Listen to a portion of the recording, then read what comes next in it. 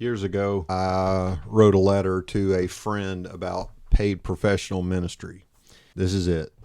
My position on many things has been the given practice of the churches of Christ. So, from my ignorance, which is not knowing any better, when I hear things explained and then shown a scripture that seems to support the said position, that's what I accept. So now we come to the issue of paid professional ministry. This is my early motivation. Actually, I thought all the ministers I'd ever known, especially the ones that were my preachers, right through before and during college, were so boring and never said anything in ways that connected with me. So one of my motivations for attempting ministry was that I thought the ministry needed a cool guy like me preaching or doing something in the church. I'm saying that so you can see the purity and selflessness of my calling. Haha. Plus, I'm a preacher's kid, so by vicarious experience, I had no Pollyanna view of the ministry. I was just a kid trying to do my best for my first many years in ministry. I was a good boy, did what I was told, respected my elders. I did have a moral failure later on that removed me from one preaching position. And when I started getting back into it, my views had developed more. And I knew that I didn't want to work for and with a standard Church of Christ.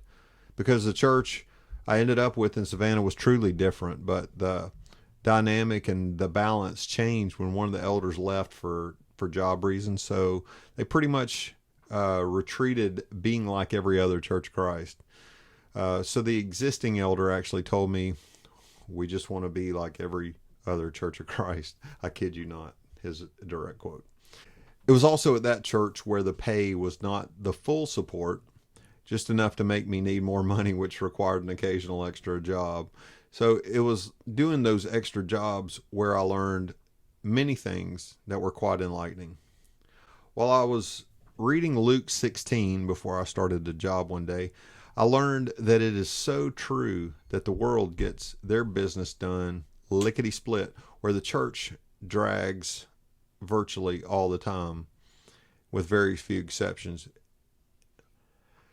Number two, I learned that I was in touch with more people who were not church people and more opportunities to put in a good word for Jesus.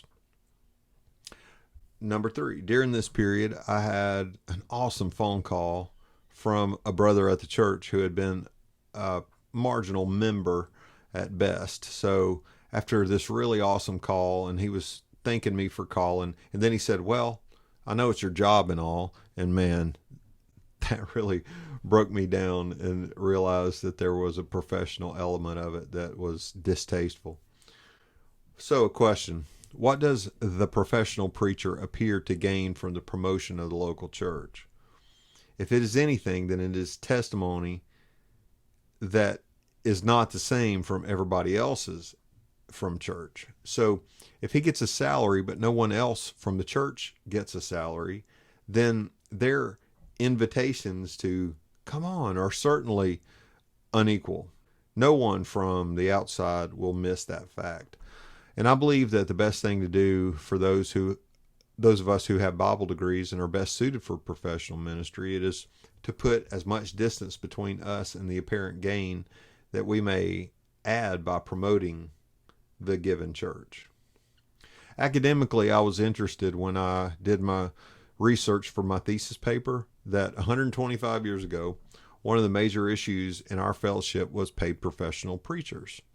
The practice was not the rule. It was actually an exception.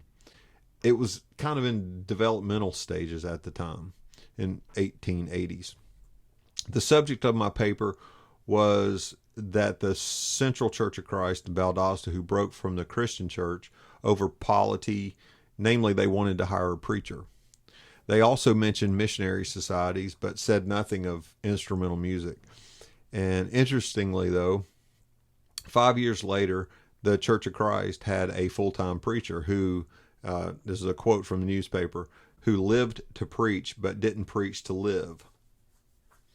An elder from the Christian church was publicly poking fun that they did such a thing. And worse than that, the preacher took up the fight in another community's newspaper, but not the local one, because he didn't want to be divisive. It's not that a church paying a preacher is wrong, but I think it's gone too far. I think the money that churches pour into property has gone too far. Two issues that don't have any strong "thus saith the Lord" get what? At least 80% of every church budget. Also, something that's gone too far is the Christian educational system. Not that I'm against it, but what is the fruit that it's producing for the kingdom? Are the PhDs serving the poor or even the church? Or are they wearing fancy robes while pomp and circumstance plays? The bottom line, are disciples being made? Are they being made from academia or from the products of academia? Does the church disciple people? Do paid professional ministries promote discipleship, or is the job description something else entirely? I see it as a systematic failure, and it's because we've taken liberty with these things that we can do it, because the taking liberties with Scripture thing sounds like I'm an ultra conservative thing, doesn't it? But things that we ought to dang sure do for sure, which is disciple people, gets left out. Even the things that we'll be judged on, like helping the poor and clothing people and visiting prisons from Matthew 25, are not even promoted by either the church or the Christian educational system.